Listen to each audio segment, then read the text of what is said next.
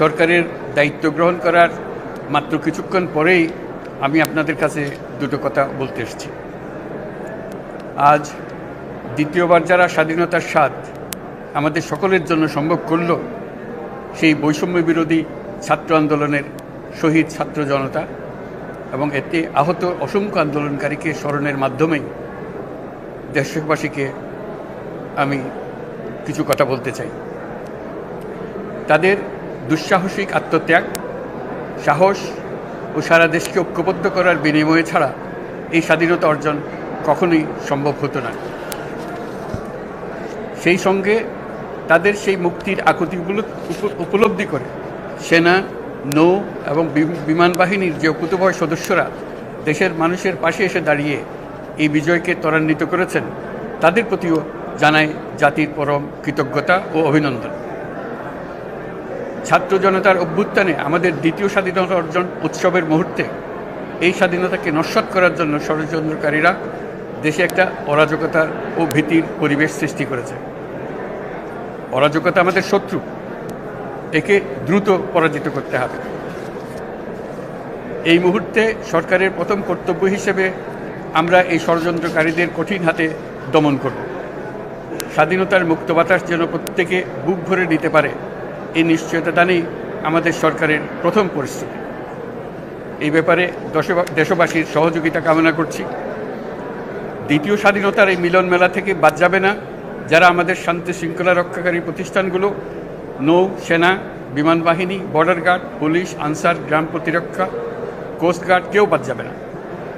অন্য সবার মতো তাদের প্রত্যেক সদস্য আজ উপরওয়ালার আইন বহির্ভূত জবরদস্তিমূলক হুকুম থেকে মুক্ত। কারোর জন্য এটা বিন্দুমাত্র ব্যাহত হলে আমাদের আজকের উৎসব ম্লান হয়ে যাবে। প্রচণ্ড নিষ্ঠুর পতিত স্বৈরাচারী সরকার এসব প্রতিষ্ঠানকে দিয়ে ক্ষমতা কুক্ষিগত করে রেখেছিল। আমরা তার এই প্রচেষ্টা ব্যর্থ করে প্রতিষ্ঠানগুলোর হারানো গৌরব ফিরিয়ে আনব। এই ঘৃণ্য চেষ্টায় ব্যবহৃত হয়ে যারা অপরাধ সংগঠিত করেছে তাদেরকে আইনানুগ বিচারের মাধ্যমে শীঘ্রই উপযুক্ত শাস্তি দেওয়া হবে। একই কথা দেশের সকল মন্ত্রণালয়, সংস্থা, শিক্ষা প্রতিষ্ঠান, নানা কর্মক্ষেত্রের জন্য প্রযোজ্য। সর্বত্র অপরাধের বিচার হবে। আজ প্রত্যেকটি প্রতিষ্ঠান ও তার সদস্যরা নিজ নিজ কর্তব্য পালন করার মাধ্যমে দ্বিতীয় স্বাধীনতাকে উপভোগ করবেন, দেশকে গৌরবের শীর্ষে নিয়ে যাবেন এবং দেশবাসীকে এবং জগৎবাসীকে উপভোগ করার সুযোগ করে দেবেন।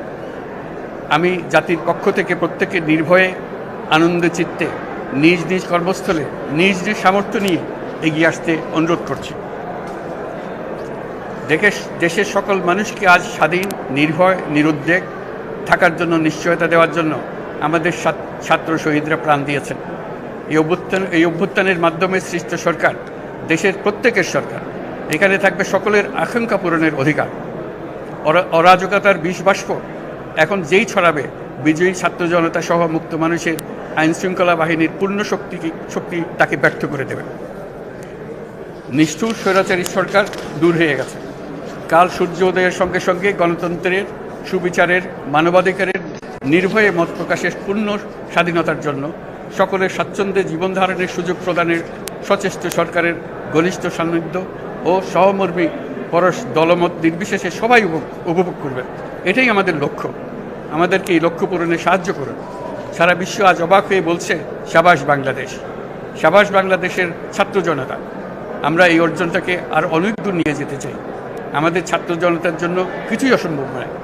আমাদের তরুণরা অসম্ভবকে সম্ভব করতে পারে, তারা সেজন্য প্রতিজ্ঞাবদ্ধ। যদি আমরা ঐক্যবদ্ধ থাকি, ধ্বংসাত্মক কর্মকাণ্ড থেকে দূরে থাকি, সবার জন্য মুক্ত পরিবেশ সৃষ্টি করতে পারি, আমাদের বিজয় অবশ্যই হবে। আল্লাহ, মহান আল্লাহ আমাদের সহায় হবে।